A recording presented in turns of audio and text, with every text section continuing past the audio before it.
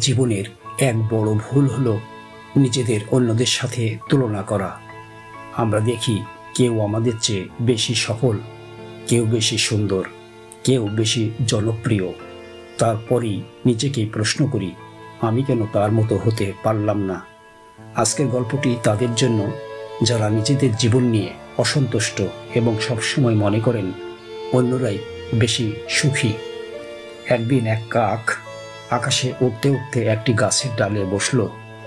দূরে সে দেখতে পেল এক রাজহাঁসকে, যার সাদা ঝকঝকে পালক দেখে সবাই মুগ্ধ। গ্রামবাসীরা রাজহাঁসের সৌন্দর্যে প্রশংসায় ভাসছে।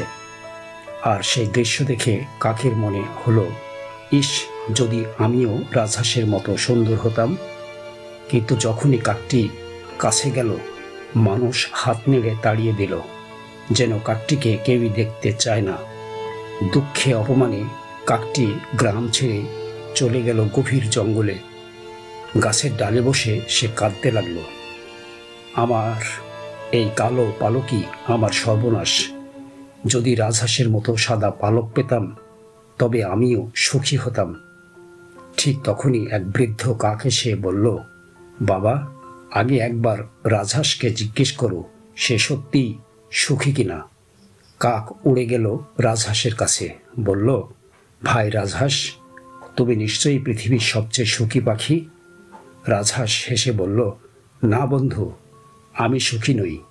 আমাদের মানুষ বন্দি করে রাখে, আমাদের স্বাধীনতা নেই, আর একদিন আমাদের মাংসও খেয়ে ফেলে।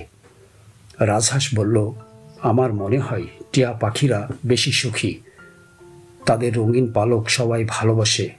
রাজহাঁসকে ধন্যবাদ দিয়ে কাক গেল টিয়া পাখির খোঁজে। টিয়া পাখিকে জিজ্ঞেস করল, তুমি নিশ্চয়ই সুখী। টিয়া দীর্ঘশ্বাস ফেলে বলল, না বন্ধু, মানুষ আমাদের রঙিন পালকের জন্য খাঁচায় বন্দি করে রাখে, আমার স্বাধীনতা নেই। তার মতে ময়ূরই সবচেয়ে সুখী। কাক এবার গেল চিড়িয়াখানায় ময়ূরের কাছে। ময়ূরকে দেখে কাক বলল, তুমি নিশ্চয়ই সবচেয়ে সুখী। ময়ূর হেসে বলল, না বন্ধু, আমি প্রতিদিন কষ্ট পাই, মানুষ আমার পালক ছিঁড়ে নেয়, আমি ব্যথায় কাঁদি। সত্যি বলতে, আমি যদি তোমার মতো কাক হতে পারতাম, তবে হয়তো সত্যিকারের সুখী হতাম। এই কথা শুনে কাকের চোখে জল এসে গেল, কিন্তু এবার সেটা দুঃখের নয়, আনন্দের। সে ফিরে গেল বৃদ্ধ কাকের কাছে, হাসি মুখে বলল, আমি এখন বুঝেছি, আমি যেমন আছি তাতেই আমি সবচেয়ে সুখী। আমরা সবাই নিজের জীবনকে অন্যের সাথে তুলনা করতে করতে ভুলে যাই আমাদের নিজের জীবনের আশীর্বাদগুলো কত সুন্দর।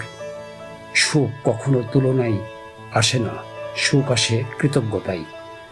তাই যা আছে তাতেই আনন্দ খুঁজে নিন, নিজেকে ভালোবাসুন, নিজের মতো করেই বাঁচুন, কারণ স্রষ্টার সব সৃষ্টিই সুন্দর, আপনিও তেমনই অনন্য।